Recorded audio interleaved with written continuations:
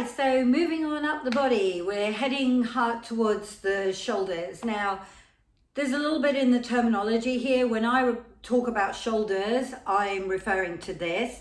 When I mean your shoulder blades, I'm going to call them your shoulder blades.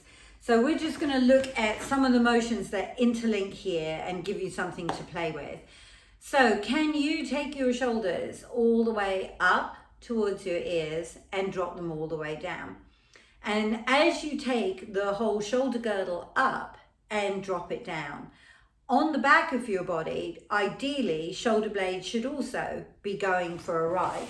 So while you may not be able to see them, they will be elevating themselves up and dropping themselves down.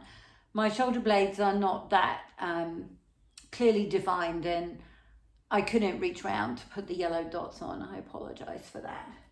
So once we've practiced up and down, you can also take your shoulder girdle forward and back, forward and back. And there's a lot talked about with rounding, falling forward shoulders. It definitely tends to be the position that a lot of us have, and a lot of us have found a way to have our shoulders forward but mask it by lifting the ribs and the chest up so it kind of looks better in life. So once you've played with forward and back, you're also on the back of the body, bringing the arms forward, going to pull your shoulder blades apart and then pull them right back towards each other.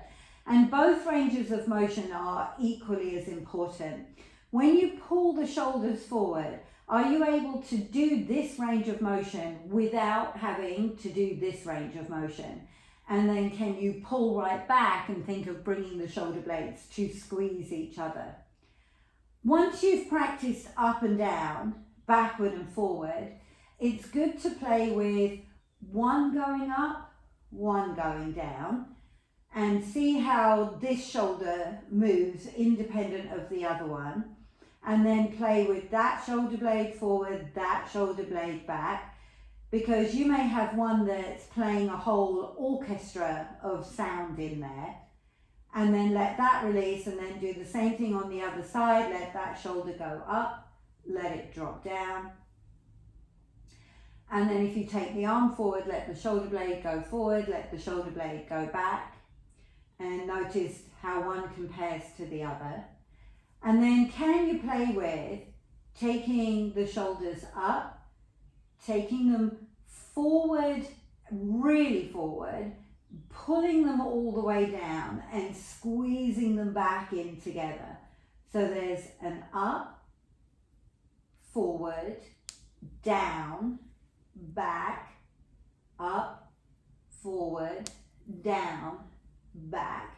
And then can you reverse that?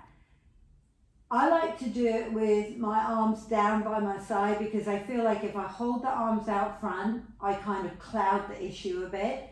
But once you're very clear on the range of motion, bringing the arms up to do it adds a little bit of weight in for the shoulders to have to work against.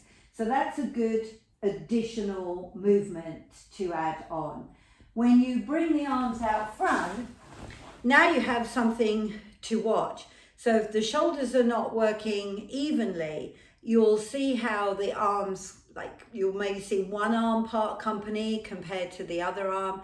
Maybe a palm of the hand moves around differently to the other one. It's always good to look and see what's different, and then what does it take to make it the same. Good luck with your shoulder circles.